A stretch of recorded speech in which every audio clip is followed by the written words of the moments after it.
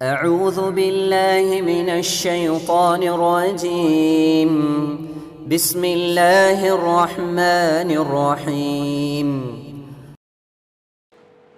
முதலாவது, இந்த மார்க்கத்தில் இருக்கக்கூடிய நல்லறங்களிலே வணக்க வழிபாடுகளிலேயே மிகச்சிறந்த வணக்க வழிபாடு என்றால் அது துவா தான், பிரார்த்தனை தான். ஏன்னா நபி ஸல்லல்லாஹு அலைஹி வஸல்லம் சொல்கிறாங்க, அத்துவாவு ஹுவல் இபாதா, பிரார்த்தனை தான் வணக்கமாகும் என்று சொல்கிறார்கள். துவா தான் வணக்கம் என்று சொல்கிறாங்க. இப்போ துவா தான் வணக்கம் என்ற அந்த வார்த்தை இதுதான் வணக்கத்தில் உயர்ந்த இடத்தில் இருக்கிறது என்ற ஒரு விஷயத்தை காட்டுகிறது. அது சிந்திச்சு பார்த்தா நம்ம ஒரு விஷயத்தை புரிந்து கொள்ளலாம். அதாவது மனிதன் தன்னை அடிமையாக ஏற்றுக்கொள்ளக்கூடிய இடம் துவா தான். இறைவனை எஜமானனாக தன்னை அடிமையாக ஒப்புக்கொண்டு தன்னுடைய பலவீனத்தை முறையிடுகிறானா இல்லையா படைத்த ரட்சகன் இடத்துல? அப்போ இதுதான் உயர்ந்த ஒரு வணக்கம் என்று காட்டுவதற்கு சொல்வதற்கு ஒரு முக்கிய இடமாக இருக்கின்றது. ஏனென்றால் மனிதன் அந்த வணக்கத்தில் சிறந்த முறையில் ஈடுபடுகிறான் என்ற காரணத்தினால். இப்போ நம்ம தொழுகிறோம்ல, தொழுகை சலாத் என்ற வார்த்தையில் நம்ம சொல்கிறோம். இந்த சலாத் என்ற வார்த்தை கூட நேரடி அர்த்தம் பிரார்த்தனை என்றது தான் அதனுடைய அர்த்தம். ரெண்டாவது தான் தொழுகை என்ற அர்த்தம் அதற்கு இருக்கிறது. அல்லாஹ் குர்ஆனில் கூட வஸ்தாயினும் பிஸ்ஸப்ரி வஸ்ஸலா, நீங்கள் தொழுகையின் மூலமாக பொறுமையின் மூலமாக அல்லாஹ் இடத்துல உதவி தேடுங்கள்னு சொல்லி காட்டுறான். ஆக இந்த பிரார்த்தனை என்பது ஒரு முக்கிய ஒரு இடத்தில் வணக்கத்தில் இருக்கிறது. மனிதன் தன்னை பலவீனமானவனாக, இயலாதவனாக, அடிமையாக தனக்கு மேல் இருக்கக்கூடிய இரட்சகனை முழு அதிகாரம் உள்ளவனாக, ஆற்றல் உள்ளவனாக, அல்லாஹ்வை வணங்கக்கூடியவனாக இவன் இருக்கிற காரணத்தினால் அது உயர்ந்த ஒரு வணக்கமாக சொல்லப்படுகிறது. அதை பற்றி சில முக்கியத்துவத்தை நான் சொல்லிவிட்டு அதற்கடுத்து நான் துவா சம்பந்தமான நேரத்தை நான் சொல்ல விருப்பப்படுகிறேன். அல்லாஹ் குர்ஆனில் சொல்லி காட்டுகிறான், பக்ராவுடைய 186வது வசனத்தில், வைஸா சஅலக இபாதி அன்னி ஃபஇன்னி கரீப். நபியே, உங்களிடத்தில் அல்லாஹ்வை பற்றி, அதாவது என்னை பற்றி கேட்கப்பட்டால், மக்கள் அல்லாஹ் எங்கே இருக்கிறான் என்ற மாதிரி கேட்டால், அல்லாஹ்வை பற்றி கேட்கப்பட்டால் சொல்லுங்க, அல்லாஹ் ரொம்ப நெருக்கத்தில் இருக்கிறான் என்று சொல்லுங்க, பக்கத்தில் இருக்கிறான் என்று சொல்லுங்கள். உஜீபு இதா தாவத்தா இதா தான், ஒரு அடியான் அல்லாஹ் என்று கோரிக்கை வைத்து விட்டால், துவா செய்தால், அல்லாஹ்வை பிரார்த்தித்தால் அல்லாஹ் பதிலளிக்கிறான் என்று சொல்லுங்கள். அல்லாஹ் பதில் கொடுக்குறான். முக்கியமான ஒரு விஷயம் அது. நீங்கள் துவா கேளுங்க என்று சொல்லாமல், உங்கள் ஒவ்வொரு துவாவுக்கும் நான் பதில் கொடுக்குறேன், நீ கேளு, நான் பக்கத்தில் தான் இருக்கிறேன் என்று அல்லாஹ்வால் உத்தரவாதம் தரப்படுகிறது. அல்லாஹ் மேலும் சொல்கிறான் அந்த வசனத்தில், ஃபல் யஸ்தஜீபூலி வலி யுக்மினூ பி, எனவே என் அடியார்களிடம் சொல்லுங்கள், என்னிடமே பிரார்த்தனை செய்ய சொல்லுங்கள், என்னையே அவர்களை நம்ப சொல்லுங்கள். லஅல்லஹும் யர்ஷுதூன், இதனால் அவர்கள் நேர்வழியில் இருப்பார்கள். நம்ம அல்லாஹ்கிட்டயே துவா செய்கிறதின் மூலமாக, நம்ம அல்லாஹ்கிட்ட மட்டுமே ஈமான் வைக்கிற நம்பிக்கை வைக்கிறதன் மூலமாக நம்ம நேர்வழியில் இருப்போம், ஹிதாயத்தில் இருப்போம். எப்போது இந்த விஷயத்தில் தடுமாற்றம் நமக்கு வருதோ, அல்லாஹ்கிட்ட கேட்கறதுல நம்ம முறையிடுறதுல பின்வாங்கிட்டோமோ, மறந்துட்டோமோ, மறைச்சிட்டோமோ, வேற ஒருத்தர்கிட்ட போய் அவுளியாவே நாதாவே பெரியாரேன்னு கை ஏந்திட்டோமோ, அங்கேயே முடிஞ்சிருச்சு, நம்ம நாசமாக போகிறோன்னு அர்த்தம். அல்லாஹ்கிட்ட உதவி தேடக்கூடிய காலமெல்லாம் நம்ம நேர்வழியில் இருப்போம். சூரத்துல் ஃபாத்திஹாவில் கூட அல்லாஹ் இதை கற்றுத்தர்றான். ஈயாக்க நாமுது வ ஈயாக்க நஸ்தாயின், உன்னையே நாங்கள் வணங்குவோம், உன்னிடமே நாங்கள் உதவி கேட்போம் என்று அல்லாஹ் அவன்கிட்டயே உதவி கேட்க சொல்லி நமக்கு வலியுறுத்துகிறான், வழிகாட்டுகிறான். இது பாருங்க, துவாவுடைய விஷயத்தில் போகிறதுக்கு முன்னாடி நம்ம அடிப்படையை நம்ம தெரிஞ்சுக்கிறோம். பக்கத்தில் இருக்கிறான்னு சொன்னால் அல்லாஹ் எவ்வளோ பக்கத்தில் இருக்கிறான் அது சொல்கிறான்ல. இன்னொரு வசனத்தில், காஃப் என்ற அத்தியாயம் 16வது வசனத்தில் அல்லாஹ் குறிப்பிடுகிறான், வலக்கது ஹலக்கனல் இன்சான், மனிதனை நாம் படைத்தோம், வத் நஅலமு மா துவஸ்விசு பிஹி நஃப்ஸுஹு, அவனுடைய உள்ளம் எதை நாடுகிறது என்பதை நாம் அறிவோம், அவனுடைய உள்ளத்தில் என்ன விதமான எண்ணங்கள் வருகிறது என்பதை நாம் அறிவோம், உள்ளம் எதை தூண்டுகிறது என்பதை நாம் அறிவோம். வனஹ்னு அக்ரபு இலைஹி மின் ஹபிலில் வரீத், அவனுடைய பிடரி நரம்பை விட நாம் நெருக்கத்தில் இருக்கிறோம்னு அல்லாஹ் சொல்கிறான். மனுஷனுடைய உடல்லையே மூளைக்கு பக்கத்தில் இருக்கக்கூடிய ஒரு உறுப்பு பிடரி நரம்பு, நெருக்கத்தில் இருக்கு, பக்கத்தில் இருக்கு, மூளைக்கு பக்கத்தில் இருக்கு. அந்த பிடரி நரம்பை விட நான் அருகில் இருக்கேன்னு நல்லா சொல்லி காட்டுறான். அதாவது கண்காணிச்சிட்டு இருக்கிறேன், உற்று நோக்கிட்டு இருக்கிறேன், உன்னுடைய சிந்தனைகளில் எந்த ஒன்றுமே என்கிட்ட மறைக்க முடியாது, எல்லாமே எனக்கு தெரியும் என்று அல்லாஹ் உன் பக்கத்தில் நான் இருக்கிறேன், உன்னை தொட்டுக்கிட்டு இருக்கிறேன் என்று அல்லாஹ் சொல்லி காட்டுறதை நம்ம பார்க்குறோம். அப்போ இந்த மாதிரி அல்லாஹ் கிட்ட துவா கேட்க சொல்கிறான். பக்கத்தில் இருக்கிறான், நெருக்கத்தில் இருக்கிறான் என்று சொல்லி துவா கேட்க சொல்றதை நம்ம பார்க்குறோம். இதெல்லாம் தெரிந்து கொண்டு அல்லாஹ்விடத்திலேயே முறையிடக்கூடியவர்களாக நாம் இருக்கணும்ன்றத இந்த வசனம் நமக்கு சொல்கிறது. அதே மாதிரி காஃபிர் என்ற அத்தியாயத்தில் 60வது வசனத்தில் அல்லாஹ் குறிப்பிடுகிறான், வகால ரப்புக்கும் உதுஊனி இஸ்தஜிப் லக்கும். அல்லாஹ் ரப்புல் ஆலமீன் சொல்றான், உங்களுடைய இரட்சகன் கூறுகிறான், என்னிடமே நீங்கள் பிரார்த்தனை செய்யுங்கள், நான் உங்களுக்கு பதிலளிக்கிறேன். அஸ்தஜிப் லக்கும், நான் உங்களுக்கு என்ன செய்கிறேன், பதிலளிக்கிறேன் அல்லாஹ் சொல்லி காட்டுகிறான். இப்போ அல்லாஹ் ரப்புல் ஆலமீன் பதில் கொடுக்கிறேன் என்ற வார்த்தை, துவா கேளு, நான் பிரார்த்தனைலாம் வீணாக்கிறது கிடையாது, அல்லாஹ்விடத்தில் முறையிடு என்று அல்லாஹ் வலியுறுத்தி சொல்வதை நம்ம பார்க்குறோம். இந்த காஃபிர் என்ற சூராவில் 60வது வசனத்தில் பார்க்குறோம். அதே மாதிரிங்க ஒரு மனுஷனுக்கு எந்த விதமான கஷ்டம் வந்தாலும் சரிதான், நெருக்கடி வந்தாலும் சரிதான். இப்படி நெருக்கடி கஷ்டம் வரும் பொழுதுனா மனுஷன் என்ன செய்யறதுன்னே தெரியாமல் ஆளாகிறான். ஒரு மன அமைதி இல்லாமல் ஒரு துன்பத்திலேயே விழுந்து கிடக்கிறத நம்ம பார்க்குறோம். அல்லாஹ் சொல்கிறான், இப்படி நெருக்கடிக்கு ஆளாகக்கூடிய அந்த நேரத்தில், துன்பத்துக்கு ஆளாகக்கூடிய நேரத்தில் நீங்கள் அல்லாஹ் கிட்ட துவா கேளுங்க. அல்லாஹ் உங்கள் துவாவை ஏற்றுக்கொண்டு உங்கள் நெருக்கடிகளை விட்டு உங்களை காப்பாற்றுவான், உங்கள் நெருக்கடிகளை விட்டு உங்களை விலக்கி வைப்பான் என்று அல்லாஹ் குர்ஆன்ல சொல்லி காட்டுகிறான். எந்த மாதிரி நெருக்கடியாக இருந்தாலும் சரி, உயிர் போகக்கூடிய நெருக்கடி வந்தாலும் சரிதான், அல்லாஹ் கிட்ட நம்ம நெருக்கடி நேரத்தில் கையேந்துவதை விட்டுறக்கூடாது. எந்த சின்ன துன்பங்கள்லேருந்து பெரிய துன்பங்கள் வரைக்கும் அல்லாஹ் சொல்லி காட்டுகிறான். ஷிர்க்கு வைக்கக்கூடிய மக்களை பார்த்து சொல்லி காட்டுகிறான், இணை வைக்கக்கூடிய மக்களை பார்த்து சொல்லி காட்டுகிறான். அல்லாஹ் அல்லாதவர்களிடத்தில் கையேந்துகிறார்களே, இறந்தவர்களிடத்துல, மௌத்தா போனவர்களிடத்துல, செத்தவர்களிடத்துல, கல் இடத்துல, மண் இடத்துல, மரம் மட்டைகள் இடத்துல, சூரியன் சந்திரன் இடத்துல கையேந்தி ஷிர்க்கு வைக்கக்கூடிய இணை வைக்கக்கூடிய நபர்களை பார்த்து அல்லாஹ் சொல்லி காட்டுகிறான், நீங்கள் இணை கற்பிப்பவை சிறந்தவையா, நீங்க ஷிர்க்கு வைக்கிறீங்களா அது சிறந்ததா, அம்மை யுஜீபுல் முது தர்ற இதா தா, தான் பிரார்த்தனை செய்யும் பொழுது, ஒரு மனிதன் பிரார்த்தனை செய்யும் பொழுது, அல்லாஹ்விடத்தில் துவா கேட்கும் பொழுது, துன்பங்களிலிருந்து நெருக்கடியிலிருந்து இருக்கக்கூடிய ஒரு மனிதனுக்கு பதிலளிக்கிறானே, அந்த துன்பத்தை நீக்கி வைக்கிறானே, துன்பத்தை கஷ்டத்தை அந்த முறையீட்டை கேட்டு அந்த துன்பங்களிலிருந்து விலக்கி வைக்கிறானே, அவன் சிறந்தவனா அல்லாஹ் கேட்கிறான். துவாவை கேட்டு அந்த கோரிக்கையை நிறைவேற்றி துன்பங்களிலிருந்து உங்களை காப்பாற்றி விடுறானே, அவன் சிறந்தவனா, நீங்கள் ஷிர்க் வைக்கிறீர்களே அவர்கள் சிறந்தவர்களா, நீங்கள் இணை கற்பிக்கக்கூடிய காரியங்கள் சிறந்ததா என்று அல்லாஹ் கேட்கிறான். வயஜ்அலுக்கும் குலஃபா அல் அர்த், மேலும் உங்களை பூமியில் சந்ததிகளாக வாழ வைக்கிறான் என்று அல்லாஹ் ரப்புல் ஆலமீன் நம்மை பார்த்து சொல்லி காட்டுவதை நம்ம பார்க்குறோம். இது நம்ல் என்ற சூராவில் 62வது வசனத்தில் இடம் பெற்றிருக்கு. ஆக துன்பங்கள் நேரத்தில் கூட நம்ம அல்லாஹ்விடத்தில் என்ன செய்யக்கூடாது, விட்டு விலகக்கூடாது, அல்லாஹ்விடத்திலேயே கேட்கணும் நம்ம பார்க்குறோம். அதே மாதிரிங்க மீன் வயிற்றில் இருக்கக்கூடிய நேரத்தில் கேட்ட துவா இருக்குல்ல, யார் மீன் வயிற்றில் இருந்தவர் யார், யூனுஸ் அலைஹிஸ்ஸலாம் சம்பந்தமாக அல்லாஹ் குர்ஆன்ல சொல்லி காட்டுறான். இந்த சமுதாயத்தை ஒரு பிரச்சாரம் பண்ணுறாரு, தாவா பண்ணி செய்கிறாரு, அந்த சமுதாயம் ஏற்றுக்கொள்ள மறுக்கிறாங்க. இப்போ அல்லாஹ்வுடைய தண்டனை அங்கே வரக்கூடிய சூழ்நிலை ஏற்படுகிறது. அப்போ தண்டனை வரும் பொழுது இவர் ஊரை விட்டு வெளியே போகிறார். போகும் பொழுது அவங்க கடைசி நேரத்தில் பாவ மன்னிப்பு கேட்குறாங்க. அந்த மக்கள் கடைசி நேரத்தில் பாவ மன்னிப்பு கேட்ட உடனே அல்லாஹ் அவங்களுடைய பாவ மன்னிப்பை ஏற்றுக்கொண்டு அவங்கள மன்னிச்சிடறான், அவங்கள தண்டனையிலேருந்து காப்பாற்றிடுறான்ல. இவர் வந்து பார்க்குறாரு, மக்கள் அழியாமல் இருக்கிறாங்க. அப்போ அவர் கோபித்து கொள்கிறாரு, கோபித்து கொண்டு கிளம்புறாரு. கடைசியாக அவர் கப்பலில் போகிறாரு. கப்பலில் தத்தளிக்கிறது, ஒருத்தர் கீழே குதிச்சாதான் காப்பாற்ற முடியும்னு வரும்பொழுது சீட்டு எழுதி போட்டு இவருடைய பேர் வருகிறது. இவர் கடலில் தள்ளப்படுகிறார். அப்போ மீன் வந்து முழுங்கி விடுகிறது. அந்த மீனுடைய வயிற்றில் இவர் தங்க வைக்கப்படுகிறார். அதை பற்றி அல்லாஹ் குர்ஆனில் நீண்ட ஒரு நெடிய வரலாறாக சொல்லி காட்டுகிறார்.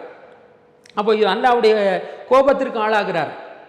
அல்லாஹ் சொல்லி காட்டுகிறான், இவர் இந்த துவா கேட்டு விட்டார், துவா கேட்டதனால தப்பிச்சார், இல்லை என்றால் இவர் மறுமை நாள் வரைக்கும் மீன் வயிற்றிலே தங்க வைக்கப்பட்டிருப்பார் என்று அல்லாஹ் சொல்றான்.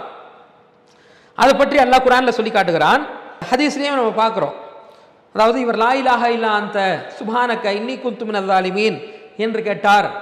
அதனால் அவருடைய பாவத்தை மன்னித்து அவர் மீன் வயிற்றிலிருந்து வெளியேற்றி காப்பாற்றினோம் என்று அல்லாஹ் ரப்புல் ஆலமீன் குர்ஆனில் சொல்லி காட்டுறான். குர்ஆனில் அம்பியா என்ற அத்தியாயத்தில் 88 அதில் இவர் கேட்ட துவா பற்றி 87லையும் அல்லாஹ் துவாவை ஏற்றுக்கொண்டு பதிலளித்ததை சொல்லி காட்டுறான். அவர் என்ன கேட்டார், லா இலாஹா இல்லா அந்த சுப்ஹானக இன்னி குன்து மினல் ஸாலிமீன். லா இலாஹா இல்லா அன்த, வணக்கத்திற்குரிய இறைவன் உன்னை தவிர வேறு யாரும் இல்லை. லா இலாஹா இல்லல்லான்னு சொல்கிறோமா இல்லையா? இதில் இல்லா அந்தன்னு சொல்லணும். இதில் லா இலாஹா இல்லா அந்த, வணக்கத்திற்குரிய இறைவன் உன்னை தவிர வேறு யாரும் இல்லை. சுப்ஹானக, நீ தூய்மையானவன். இப்போ இன்னி குன்து மினல் ஸாலிமீன், நான் தான் அநியாயக்காரனில் ஒருத்தன், நான் தான் அநியாயம் செஞ்சவர்களில் ஒருத்தன் என்று யூனுஸ் அலைஹிஸ்ஸலாம் கேட்டார். லா இலாஹா இல்லா அந்த சுப்ஹானக இன்னி குன்து மினல் ஸாலிமீன் என்று கேட்டார். அதனால் அவர் காப்பாற்றப்பட்டார். அல்லாஹ் சொல்றான், ஃபஸ்தஜப்னா லஹு, அவருடைய கோரிக்கையை நாம் ஏற்றுக்கொண்டோம். வ நஜ்ஜைனாஹு மினல் கம்மி, துன்பத்திலிருந்து அவரை நாம் காப்பாற்றினோம். மீன் வயிற்றில் இருந்தாரா இல்லையா? கஷ்டத்தில் இருந்தாரா இல்லையா? துன்பத்தில் இருந்தாரா இல்லையா? அவரை நாம் காப்பாற்றினோம். வ கதாலிக நுஞ்சில் முஃமினீன், அல்லாஹ் எடுத்து சொல்றான் பாருங்க, இப்படித்தான் மூமின்களையும் காப்பாற்றுகிறோம்னு சொல்றான் அல்லாஹ். நாமும் இந்த மாதிரி நெருக்கடியில் இருக்கும் பொழுது துவா கேட்டால் அல்லாஹ் யூனுஸ் அலைஹிஸ்ஸலாம் நெருக்கடியில் இருக்கும் பொழுது எப்படி காப்பாற்றினானோ அதுபோல் நம்மையும் நெருக்கடியிலிருந்து காப்பாற்றுவதாக சூரா அம்பியால 88 சொல்லி காட்டுவதை பார்க்குறோம். நபி ஸல்லல்லாஹு அலைஹி வஸல்லம் அவங்க சொல்றாங்க, திர்மிதியில் இந்த ஹதீஸ் இடம்பெற்றிருக்கிறது. மீன் வயிற்றில் இருந்தாரே அந்த யூனுஸ் அலைஹிஸ்ஸலாம் மீன் வயிற்றில் இருக்கும் பொழுது லா இலாஹா இல்லா அன்த சுப்ஹானக இன்னி குன்து மினல் ஸாலிமீன் என்று சொன்னார்.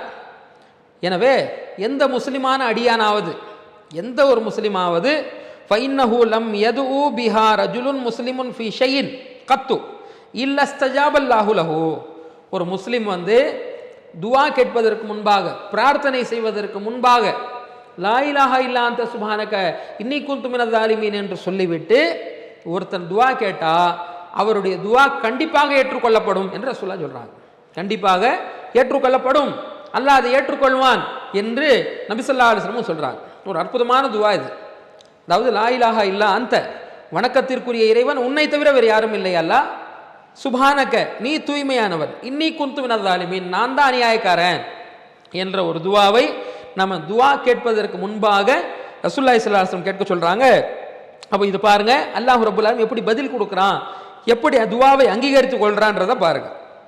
அது மாதிரி ஜக்கரியா அலைஹிஸ்ஸலாம் வயசான காலம் வரைக்கும் அல்லாஹ் குழந்தைய கொடுக்கல. அவருக்கு முடியெல்லாம் நரைச்சி போய் அவருடைய எலும்பெல்லாம் மக்கி போய் அல்லாஹ் கிட்ட கேட்டுக்கிட்டே இருந்தாருன்றதை பார்க்குறோம். என்னுடைய எலும்பு எல்லாம் மக்கி விட்டது, வஷ்தால் ராசு ஷைபா, என்னுடைய முடியெல்லாம் வெள்ளை வெளேர் என்று ஆகிவிட்டது. வலம் அகுன்பி துஆஇ ரப்பிக ஷக்கியா, உன்னிடத்தில் நான் பிரார்த்தனை செய்வதில் நிராசையானவனாக நான் இருந்தது இல்லை, நீ கொடுப்பாய் என்ற நம்பிக்கையில் நான் இருக்கிறேன் என்று சொல்லி தொடர்ச்சியாக ரொட்டீனாக அல்லாஹ்விடத்தில் நிராசை அடையாம கேட்டுக்கொண்டே இருக்கிறார். அவர் கேட்கிறாரு, அல்லாஹ் குர்ஆன்ல சொல்றான், அம்பியாவில், அதே அம்பியாவில் 89:90 அல்லாஹ் சொல்றான், 21வது அத்தியாயம் 89:90, வ ஜக்கரியா இஸ் நாதா ரப்பஹு ரப்பி லா தஸர்னி ஃபர்தா வ அன்த கைருல் வாரிசீன். ஜக்கரியா இருக்கிறாரே, அவர் அழைத்தார் தன்னுடைய இரட்சகனை, ரப்பை அவர் அழைத்தார். அழைத்து சொன்னார், இறைவா, என் இறைவனே, என்னை தன்னந்தனியான ஒரு ஆளாக விட்டு விடாது, எனக்கு வாரிசு கொடு, எனக்கு தனியா நீ விட்டுறாத, எனக்கு குழந்தை பாக்கியத்தை கொடு, வாந்த கைருல் வாரிசி, நீதான் வாரிசு கொடுக்கக்கூடியவர்ல சிறந்தவன் என்று அல்லாஹ்வை பார்த்து முறையிட்டார். ஃபஸ்தஜப்னா லஹு வ வஹப்னா லஹு யஹ்யா வ அஸ்லஹ்னா லஹு ஸௌஜஹு. எனவே அவருடைய துஆவை நாம் ஏற்றுக்கொண்டோம், அவருடைய பிரார்த்தனையை நாம் அங்கீகரித்து கொண்டோம். அதற்காக அவருக்கு யஹ்யா என்ற ஒரு குழந்தையை கொடுத்தோம். அவருக்கு, அவருடைய மனைவிக்கு குழந்தை பெறுவதற்குண்டான தகுதியை உருவாக்கினோம் நல்லா சொல்றான்.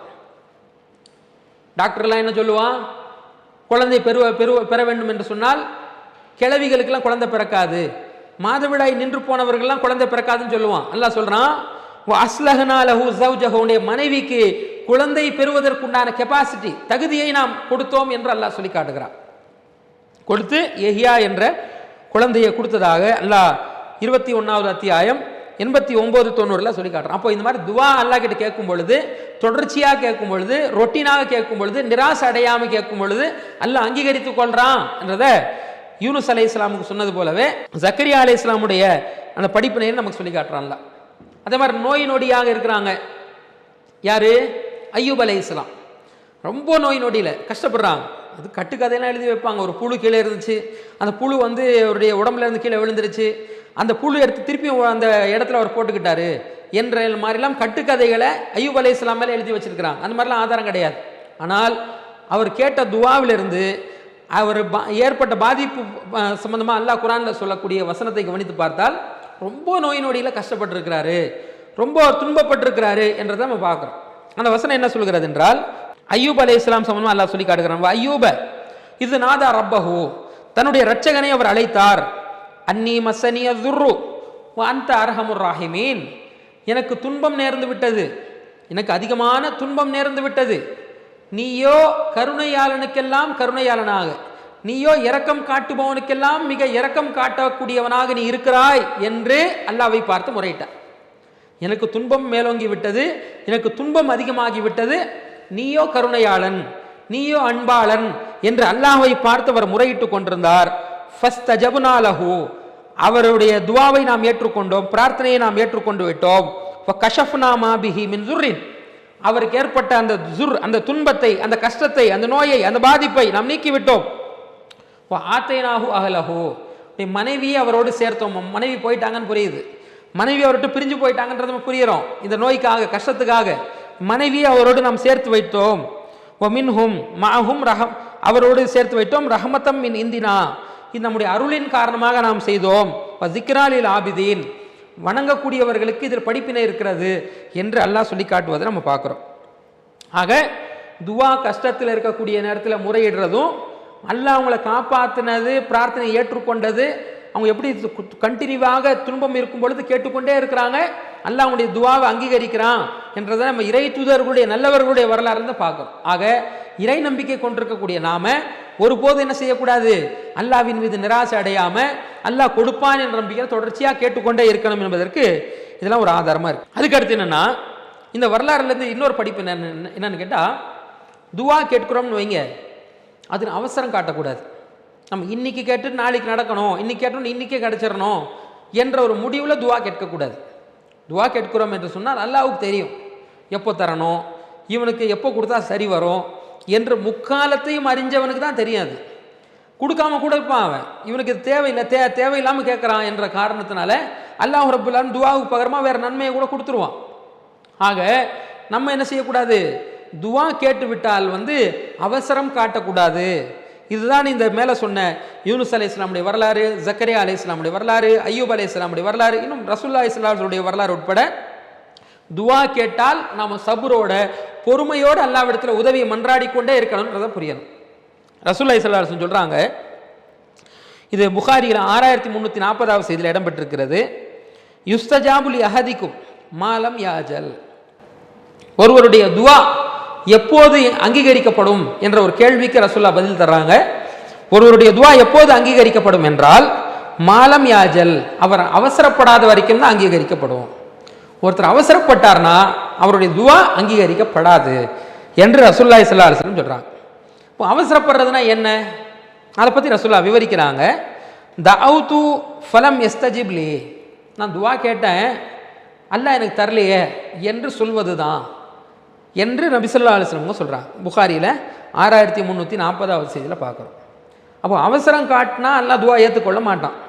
அவசரம்னா என்ன, நம்ம நீ கேட்டியா, துவா கேட்டியாப்பான்னு நம்ம ஒருத்தர்கிட்ட கேட்குறோன்னு வைங்க, நோய் நொடியில் ஒருத்தர் இருக்கிறாரு, குழந்தை இல்லாமல் ஒருத்தர் இருக்கிறாரு, ஏதோ ஒரு பெரிய ஒரு பாதிப்பில் இருக்கார், துவா கேட்டியா, கேட்டேன், எங்கே கொடுக்குறான், இல்லையே கொடுக்கலையே, கேட்டுக்கிட்டு தானே இருக்கிறேன் என்று எப்போ ஒருத்தர் நினச்சிட்டானோ, வாய் திறந்து சொல்லிட்டானோ, அவனுடைய துவா குபுல் ஆகாது, ஏற்றுக்கொள்ளப்படாது என்று ரசூலுல்லாஹி ஸல்லல்லாஹு அலைஹி வஸல்லம் சொல்லக்கூடிய இந்த ஹதீஸ்ல அது புரிகிறோம்.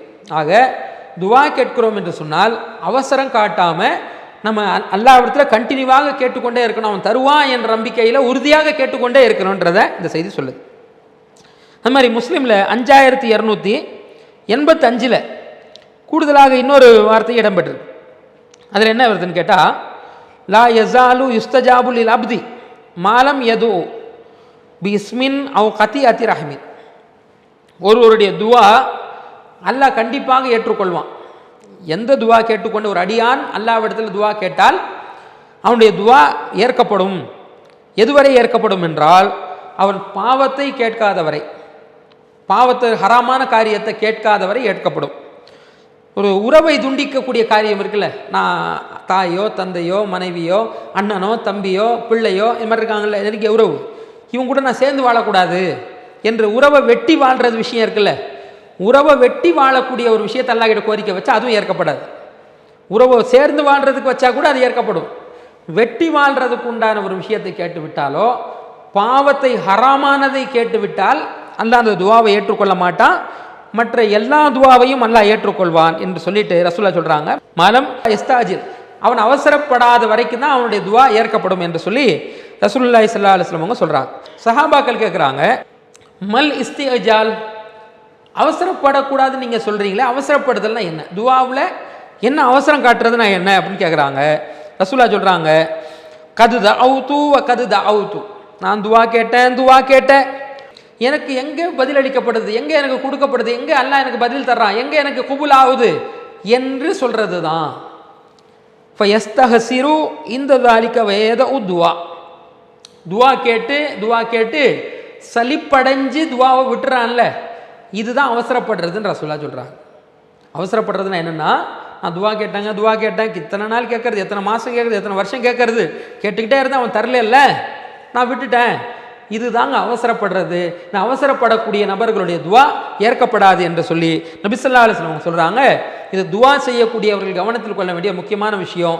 இறை தூதர்களுடைய வரலாறுகளையும் கவனிக்கணும். துன்பங்கள் ஏற்படக்கூடிய நேரத்தில் இறை தூதர்கள் கேட்ட துவாவையும் நம்ம கவனித்து பார்க்கணும். தொடர்ச்சியாக கேட்டுக்கொண்டதையும் நம்ம கவனித்து பார்க்கணும். அல்லாஹ்வை உறுதியாக நம்பிக்கொண்டு கேட்டிருந்ததையும் நம்ம நினச்சி பார்க்கணும். அதில் உறுதியாக நின்று சபரோட பொறுமையோடு அல்லாஹ்வுடைய உதவியை மன்றாடி கொண்டே இருக்கணுன்றதை நம்ம பார்க்கணும். இதில் அவசரம் காட்டாமல் அல்லாஹ்விடத்தில் உதவியை மன்றாடி கொண்டே இருக்கணும். அவசரம் காட்டக்கூடாது, அல்லாஹ் கொடுக்கல என்ற ஒரு போது ஒரு நிலைக்கு வந்துடக்கூடாது. அதில் இன்னொரு அம்சமும் இருக்குது, அல்லாஹ்வின் மீது நிராசை அடையக்கூடாது. எந்த சூழ்நிலையிலையுமே அல்லாஹ்வின் மீது நிராசை அடைஞ்சிடக்கூடாதுங்க.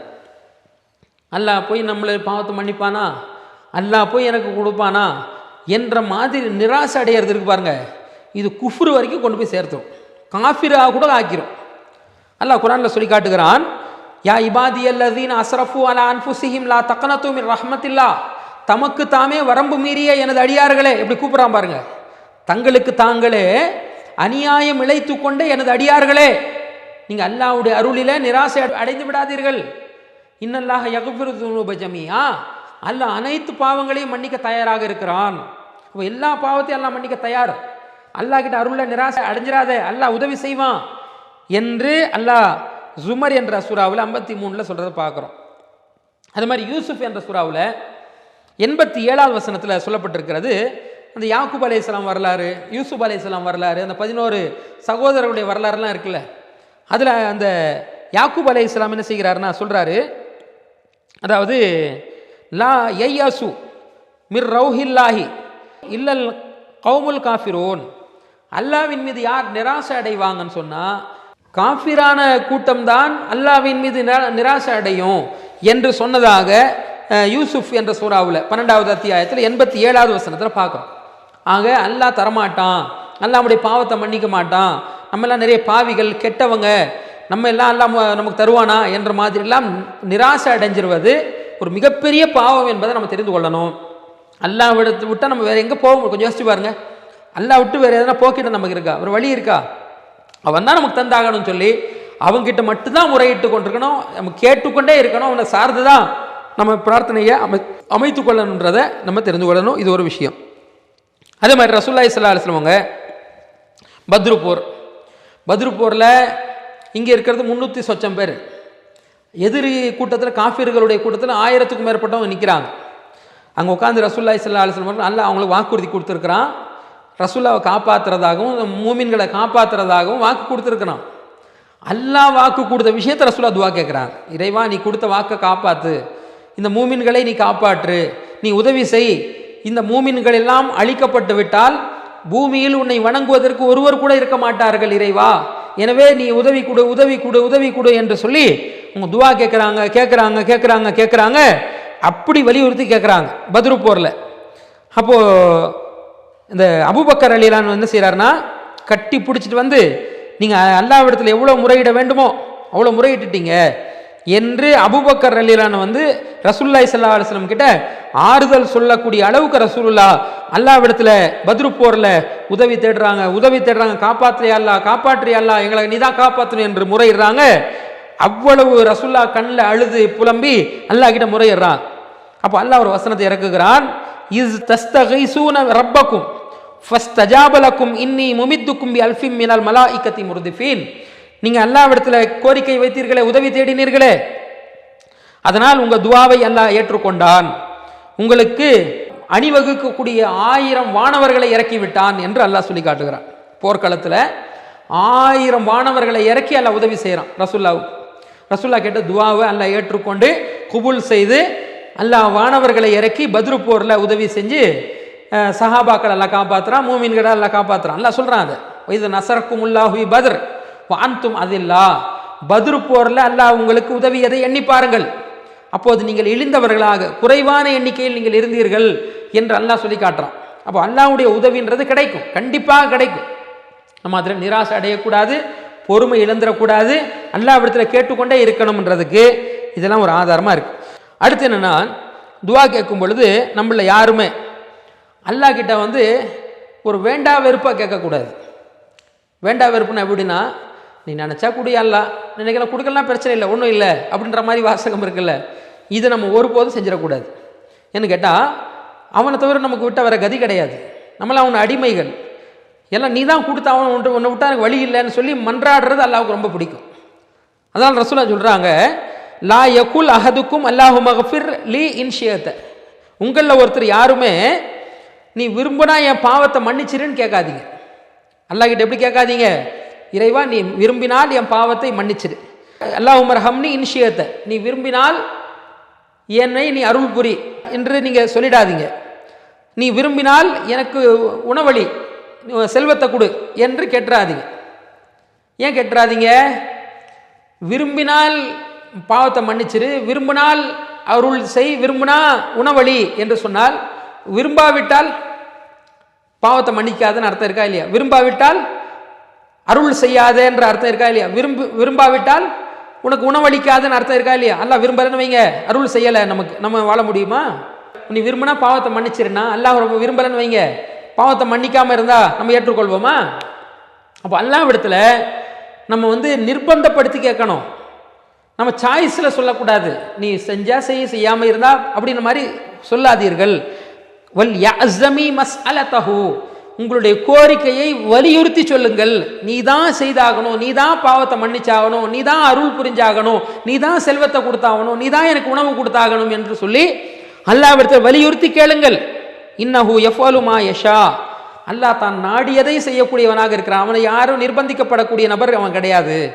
அவனுக்கு நிர்பந்தப்படக்கூடிய ஒரு நபர் யாருமே இல்லாததுனால, அவன் விரும்பியதை செய்யக்கூடியவனாக அல்லாஹ் இருக்கிறதுனால அல்லாஹ்விடத்தில் வலியுறுத்தி கேளுங்க, அவங்ககிட்ட சாய்ஸில் கேட்காதீங்க என்று சொல்லி நபி ஸல்லல்லாஹு அலைஹி வஸல்லம் சொல்கிறாங்க. இதான் அடிமையை வெளிப்படுத்தக்கூடிய தன்மையும் கூட. நமக்கு இதெல்லாம் நீ விரும்பினா பாவத்தை மன்னிச்சிருன்னா ஒரு திமிரை அடங்கியிருக்கா இல்லையா, ஒரு கர்வம் அடங்கியிருக்கா இல்லையா? நீ தான் மன்னிச்சாவணும்னு சொன்னால் ஒரு அடிமைத்தனம் இருக்குது, அவன் எஜமான் என்ற தன்மை அதில் அடங்கியிருப்பதை நம்ம பார்க்குறோம். இந்த துஆவில் நம்ம கண்டிப்பாக தெரிந்து கொள்ள வேண்டிய அம்சத்தில் வலியுறுத்தி கேட்கக்கூடிய ஒரு அம்சத்தை நம்ம தெரிந்து கொள்ளணும். அல்லாஹ்